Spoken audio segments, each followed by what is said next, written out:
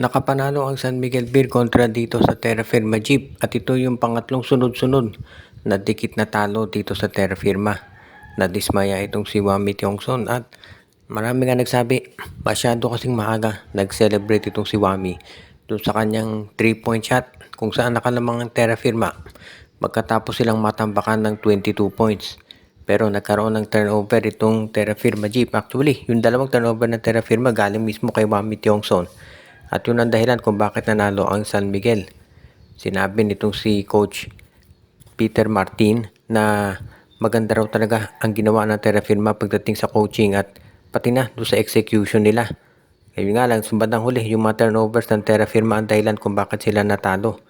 Medyo kinakanan siguro i-assist ng San Miguel Beer yung kanilang gagawing mga movement sa susunod para hindi na yung nawawala yung kalamangan nila. Mabuti na lang nakabalik na si Junmar Fajardo. 2 points lang ang na-score niya dahil limited minutes ang binigay ng doktor dahil nga nagpapagaling pa rin. Pero sa mga susunod na laro sigurado na mas mabababad na itong si Junmar. Kaya sa ngayon itong San Miguel, nakita natin na maganda yung umpisa nila. Yun nga lang, nung bandang huli, medyo nag-relax sila pagdating doon sa endgame. Pero nga, ang importante dyan, nanalo.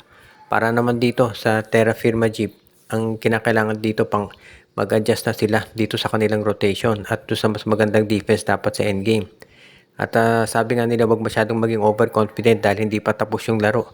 Kaya ang nangyari nga, itong si Wami Tiongson na dismaya nung bandang huli dahil siya dapat yung hero nung game pero siya pa naging dahilan kung bakit natalo itong Terra Firma Jeep.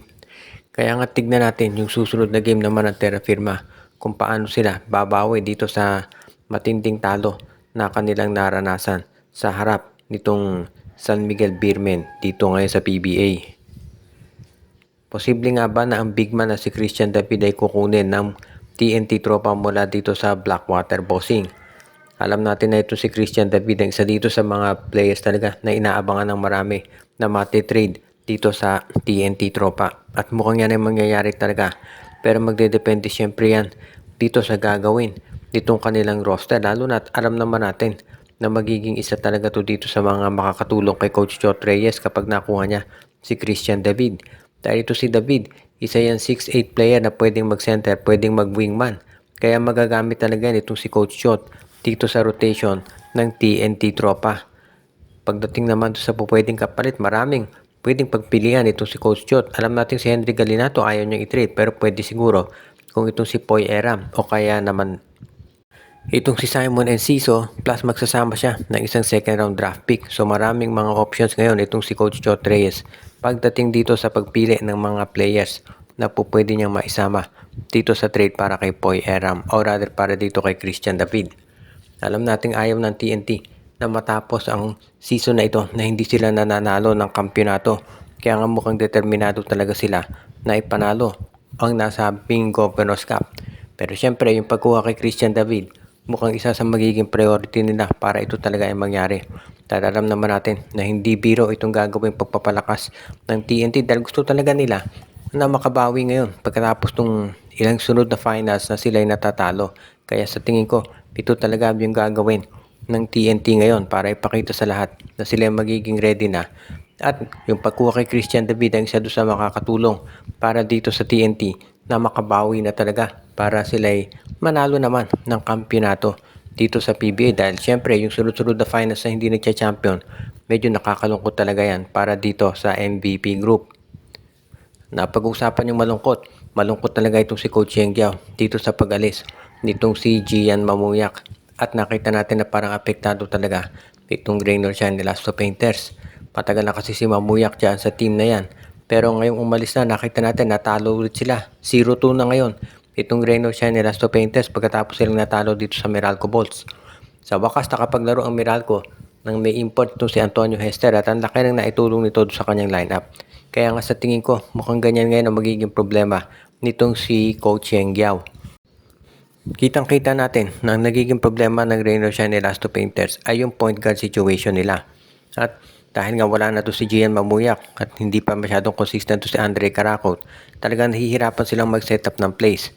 Ang isa pa nating napansin, yung running game nitong Raynor Chanelas to Painters parang hindi masyadong epektibo ngayong conference. Ibang-iba kumpara nung nakaraang conference nung si Jalen Johnson yung import nila. Dito kay Aaron Fuller parang medyo slow down tempo yung ginagawa nila doon sa game nila. Kaya medyo hindi nagiging epektibo. Nandiyan naman ito si Luis Villegas bilang center nila. Pero ang laro talaga ng Rain or Shine, yung natural talaga nila, ay doon sila sa mabibilis na tempo ng game. At yung hindi nila pagsunod dito ay parang nakaka-apekto talaga sa kanilang laro. So tignan natin doon sa susunod na mga games ng Rain or Shine kung babaguhin nila yung kanilang sistema at gagawin nilang mas mabilis dahil parang doon talaga komportable yung mga players ng Rain or Shine, yung takbuhan. Ngayon, ang problema kung hindi doon komportable yung import kasi mukhang to si Fuller ang mas prefer niya talaga yung half-court game kasi more of an inside player ito. So parang yon ang nagiging problema ngayon nitong Rain or Shine ni Last of Painters. Maganda naman yung mga numero ni Fuller pero hindi ito nagtatranslate sa panalo. So yun yung nagiging issue ngayon dito sa Rain or Shine ni Last of Painters kaya aabangan natin kung ano ang gagawin na adjustment ni Coach Yeng Giao. Mamaya na ang inaabangang debut o paglalaro nitong si Riley Grigsby para sa Barangay Ginebra. Maglalaro na ang Ginebra kontra dito sa Phoenix Fuel Masters. At dito natin makikita kung yung bang hype kay Grigsby ay ma-match ng laro nito. Maraming naniniwala talaga na isa to sa mga pinakamahusay na import sa PBA. Pero syempre, iba yung nasa highlight sa YouTube. Iba yung actual na nilalaro nito. So dito natin makikita talaga kung ano ang kayang gawin nito si Grigsby. Sigurado tayo na itong Phoenix Fuel Masters magpe-prepare dyan at isa pa. May bago rin dito sa Phoenix, itong si Gian Mamuyak. Maglalaro na to para dito sa Fuel Masters. So aabangan din natin yung magiging laro nito kontra kay RJ Abarientos at pati na rin doon sa iba pang mga magagaling na guards ng Barangay Ginebra.